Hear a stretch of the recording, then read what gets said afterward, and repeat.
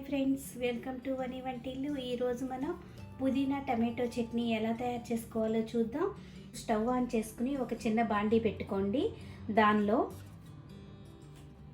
ఒక స్పూను ధనియాలు వేసుకోండి, హాఫ్ స్పూన్ జీలకర్ర వేసుకోండి. ఇప్పుడు వీటిని వేయించుకోవాలి, డ్రై రోస్ట్ చేసుకోవాలి. లో ఫ్లేమ్లో మాడకుండా వేయించుకోండి. దీనిలోనే 2 టేబుల్ స్పూన్లు నువ్వులు వేసి వేయించుకోండి.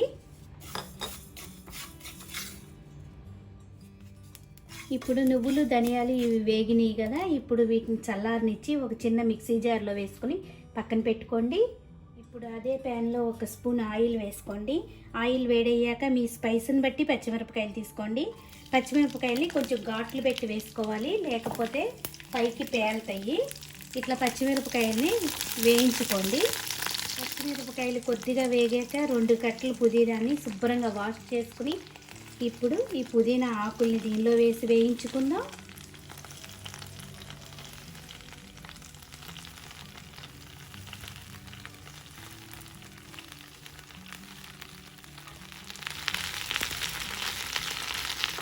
ఇలా పుదీనాని వేయించుకోవాలి. మనకు ఆకుకూరతో కొంచెం త్వరగానే వేగిపోద్ది. ఇలా వేయించుకున్న పుదీనాని వేరే ప్లేట్లో పక్కన పెట్టుకోండి. అదే ప్యాన్లో 1 స్పూన్ ఆయిల్ వేసుకోండి. ఆయిల్ వేడయ్యాక 4-5 టమాటాలని ఇలా ముక్కలు కోసి వేసుకోండి. ఇప్పుడు ఈ టమాటాని బాగా వేయించుకోవాలి. టమాటా ఇలా సాఫ్ట్గా ఉడికిపోయింది కదా, ఇప్పుడు స్టవ్ ఆఫ్ చేసుకుందాం. దీన్ని కూడా చల్లారనిద్దాం. మనం వేయించుకున్న నువ్వులు ధనియాలు వీటిని మెత్తని పొడిలాగా చేసుకుందాం. ముందు దీనిలో పొడి చేసుకునేటప్పుడు ఒక ఉసిరికాయ అంత సైజులో చింతపండుని వేసుకోండి. ఇప్పుడు మొత్తం గ్రైండ్ చేసుకోవాలి. గ్రైండ్ చేసుకున్న దానిలో 4 వెల్లుల్లి గబ్బాలు వేసుకోండి. కొంచెం చిన్న అల్లం ముక్క వేసుకోవాలి. రుచికి తగినంత ఉప్పును వేసుకుని గ్రైండ్ చేసుకుందాం ఒకసారి. ఇలా గ్రైండ్ చేసుకున్న దానిలో మనం వేయించుకున్న పుదీనాని వేసుకోవాలి. పచ్చిమిరపకాయలు పుదీనా వేయించుకున్నాం కదా, వీటిని వేసి ఇప్పుడు ఒకసారి గ్రైండ్ చేసుకుందాం. ఇలా బరకగా గ్రైండ్ చేసుకుంటే మనకి రోటి పచ్చడిలాగా అనిపిస్తుంది, మరీ మెత్తగా గ్రైండ్ చేసుకోకూడదు. ఇప్పుడు దీనిలో వేయించుకున్న టమాటాలు వేసి కొంచెం బరకగా గ్రైండ్ చేసుకుంటే సరిపోతుంది, మనకు పచ్చడి రెడీ అవుతుంది. చూడండి, మనకి ఇప్పుడు పుదీనా చట్నీ రెడీ అయిపోయింది. ఇలా బరకగా ఉంటే సరిపోతుంది, మనకి ఎచ్చో రోటి పచ్చడిలాగా అనిపిస్తుంది. ఇప్పుడు దీనికి తాలింపు